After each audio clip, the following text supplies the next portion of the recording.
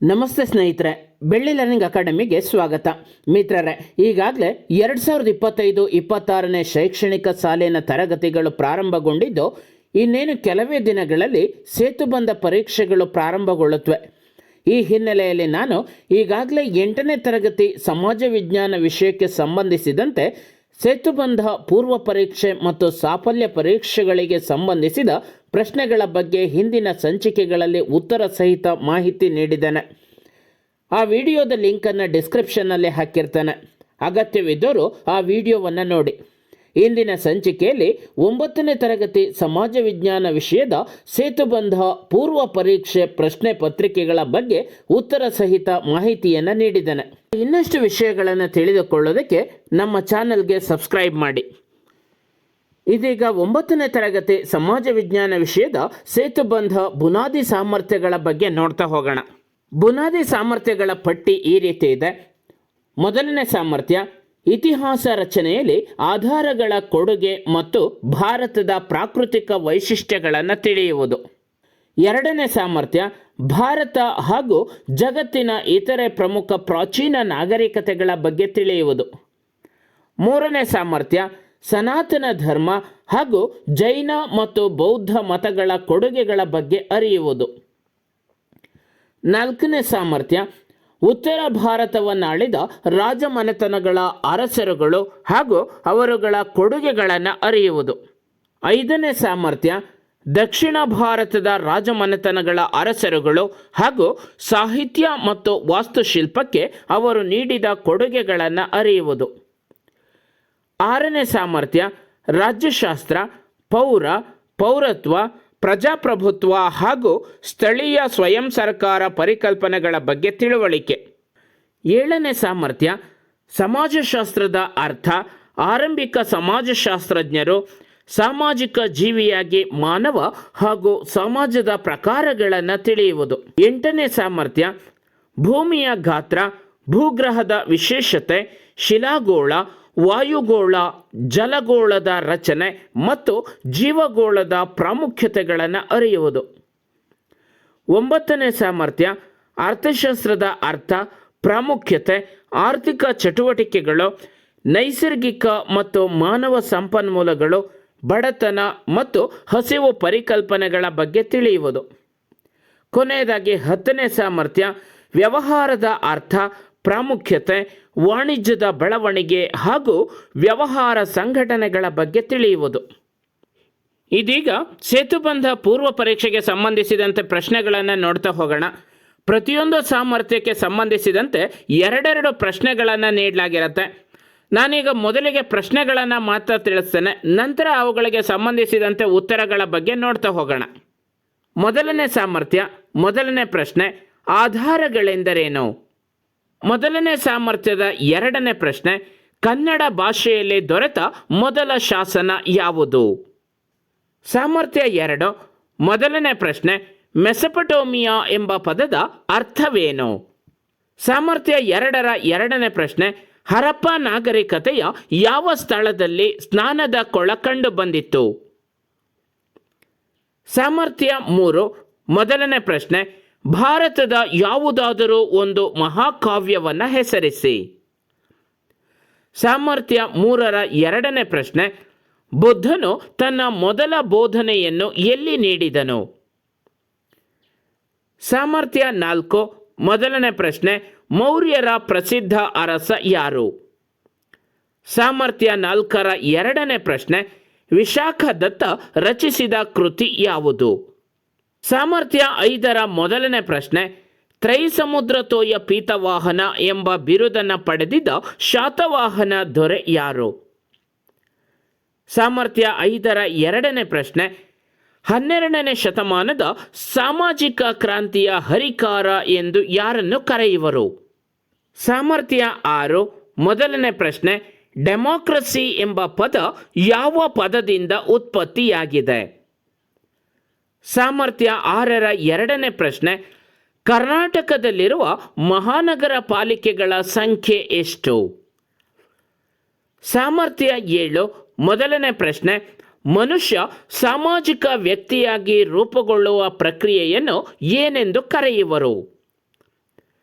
ಸಾಮರ್ಥ್ಯ 7ರ ಎರಡನೇ ಪ್ರಶ್ನೆ, ಸಮಾಜಶಾಸ್ತ್ರದ ಪಿತಾಮಹ ಯಾರು? 8ನೇ ಸಾಮರ್ಥ್ಯ ಮೊದಲನೇ ಪ್ರಶ್ನೆ, ಭೂಮಿಯ ಆಕಾರವನ್ನು ಏನೆಂದು ಕರೆಯುತ್ತೇವೆ? ಸಾಮರ್ಥ್ಯ 8ರ ಎರಡನೇ ಪ್ರಶ್ನೆ, ಸೂರ್ಯನಿಂದ ಬರುವ ಅತಿ ನೇರಳೆ ಕಿರಣಗಳನ್ನು ಹೀರಿಕೊಂಡು ಜೀವರಾಶಿಯನ್ನು ರಕ್ಷಿಸುತ್ತಿರುವ ಅನಿಲ ಯಾವುದು? 9ನೇ ಸಾಮರ್ಥ್ಯ ಮೊದಲನೇ ಪ್ರಶ್ನೆ, ಅರ್ಥಶಾಸ್ತ್ರದ ಪಿತಾಮಹ ಯಾರು? ಸಾಮರ್ಥ್ಯ 9ರ ಎರಡನೇ ಪ್ರಶ್ನೆ, ಸರಕು ಸೇವೆಗಳಲ್ಲಿರುವ ಮಾನವನ ಬಯಕೆಗಳನ್ನು ತೃಪ್ತಿಪಡಿಸುವ ಗುಣವನ್ನು ಏನೆಂದು ಕರೆಯುವರು? 10ನೇ ಸಾಮರ್ಥ್ಯ ಮೊದಲನೇ ಪ್ರಶ್ನೆ, ಪದಾರ್ಥಗಳ ಗುಣಮಟ್ಟವನ್ನು ಖಾತ್ರಿಪಡಿಸಲು ವಸ್ತುಗಳ ಮೇಲೆ ಮುದ್ರಿಸಲಾಗುವ ಚಿಹ್ನೆ ಯಾವುದು? ಸಾಮರ್ಥ್ಯ 10ರ ಎರಡನೇ ಪ್ರಶ್ನೆ, ಭಾರತದ ಮೊಟ್ಟ ಮೊದಲ ಷೇರು ಮಾರುಕಟ್ಟೆ ಎಲ್ಲಿ ಪ್ರಾರಂಭವಾಯಿತು? ಸ್ನೇಹಿತರೆ, ಇದುವರೆಗೂ ನಾವು 10 ಸಾಮರ್ಥ್ಯಗಳಿಗೆ ಸಂಬಂಧಪಟ್ಟ ಹಾಗೆ ಒಟ್ಟು 20 ಪ್ರಶ್ನೆಗಳನ್ನು ನೋಡಿದ್ದೇವೆ. ಈಗ ಆ ಪ್ರಶ್ನೆಗಳಿಗೆ ಸಂಬಂಧಿಸಿದಂತಹ ಉತ್ತರಗಳನ್ನು ನೋಡ್ತಾ ಹೋಗೋಣ. ಇಲ್ಲಿ ನಾನು ಬರೀ ಉತ್ತರಗಳನ್ನಷ್ಟೇ ಹೇಳ್ತಾ ಹೋಗ್ತೇನೆ. ಮೊದಲನೇ ಸಾಮರ್ಥ್ಯದ ಮೊದಲನೇ ಪ್ರಶ್ನೆಗೆ ಉತ್ತರ, ಇತಿಹಾಸದ ರಚನೆಗೆ ಬೇಕಿರುವ ಮೂಲ ಸಾಮಗ್ರಿಗಳನ್ನು ಆಧಾರಗಳೆಂದು ಕರೆಯುವರು. ಮೊದಲನೇ ಸಾಮರ್ಥ್ಯದ ಎರಡನೇ ಪ್ರಶ್ನೆಗೆ ಉತ್ತರ, ಹಲ್ಮಿಡಿ ಶಾಸನ ಕನ್ನಡ ಭಾಷೆಯಲ್ಲಿ ದೊರೆತ ಮೊದಲ ಶಾಸನವಾಗಿದೆ. ಹಾಗೆ ಸಾಮರ್ಥ್ಯ 2ರ ಮೊದಲನೇ ಪ್ರಶ್ನೆಗೆ ಉತ್ತರ, ಮೆಸೊಪೊಟೇಮಿಯಾ ಎಂದರೆ ನದಿಗಳ ನಡುವಿನ ನಾಡು ಎಂದರ್ಥ. ಅಂದರೆ ಯುಪ್ರಟಿಸ್ ಮತ್ತು ಟೈಗ್ರಿಸ್ ನದಿಗಳ ನಡುವಿನ ಪ್ರದೇಶವನ್ನು ಮೆಸೊಪೊಟೇಮಿಯಾ ಅಂತ ಹೇಳಿ ಗ್ರೀಕರು ಕರೀತಾರೆ. ಹಾಗಾಗಿ ಮೆಸೊಪೊಟೇಮಿಯಾ ಅಂತ ಹೇಳಿದರೆ ನದಿಗಳ ನಡುವಿನ ನಾಡು ಎಂಬ ಅರ್ಥವನ್ನು ನೀಡುತ್ತೆ. ಎರಡನೇ ಸಾಮರ್ಥ್ಯದ ಎರಡನೇ ಪ್ರಶ್ನೆಗೆ ಉತ್ತರ, ಮೊಹೆಂಜೋದಾರೋ ನಗರದಲ್ಲಿ ಹರಪ್ಪ ನಾಗರಿಕತೆಗೆ ಸಂಬಂಧಿಸಿದ ಸ್ನಾನದ ಕೊಳ ಕಂಡು ಬಂದಿದೆ. ಮೂರನೇ ಸಾಮರ್ಥ್ಯದ ಮೊದಲನೇ ಪ್ರಶ್ನೆ, ಭಾರತದ ಯಾವುದಾದರೊಂದು ಮಹಾಕಾವ್ಯವನ್ನು ಹೆಸರಿಸಿ ಅಂತ ಇದೆ. ಅದಕ್ಕೆ ರಾಮಾಯಣ ಅಥವಾ ಮಹಾಭಾರತವನ್ನು ನಾವು ಹೆಸರಿಸ್ಬೋದು. ಮೂರನೇ ಸಾಮರ್ಥ್ಯದ ಎರಡನೇ ಪ್ರಶ್ನೆಗೆ ಉತ್ತರ, ಬುದ್ಧ ತನ್ನ ಮೊದಲ ಬೋಧನೆಯನ್ನು ಸಾರನಾಥದಲ್ಲಿನ ಜಿಂಕೆ ವನದಲ್ಲಿ ನೀಡಿದನು.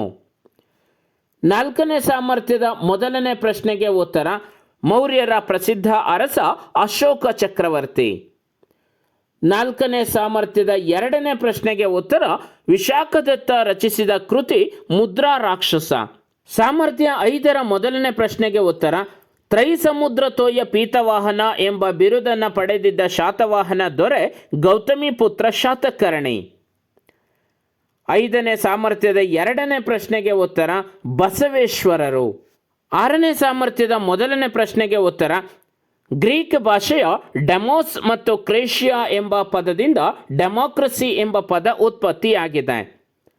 ಸಾಮರ್ಥ್ಯ 6ರ ಎರಡನೇ ಪ್ರಶ್ನೆಗೆ ಉತ್ತರ, ಕರ್ನಾಟಕದಲ್ಲಿರುವ ಒಟ್ಟು ಮಹಾನಗರ ಪಾಲಿಕೆಗಳ ಸಂಖ್ಯೆ 11. 7ನೇ ಸಾಮರ್ಥ್ಯದ ಮೊದಲನೇ ಪ್ರಶ್ನೆಗೆ ಉತ್ತರ, ಮನುಷ್ಯ ಸಾಮಾಜಿಕ ವ್ಯಕ್ತಿಯಾಗಿ ರೂಪುಗೊಳ್ಳುವ ಪ್ರಕ್ರಿಯೆಯನ್ನು ಸಾಮಾಜೀಕರಣ ಎಂದು ಕರೆಯುವರು.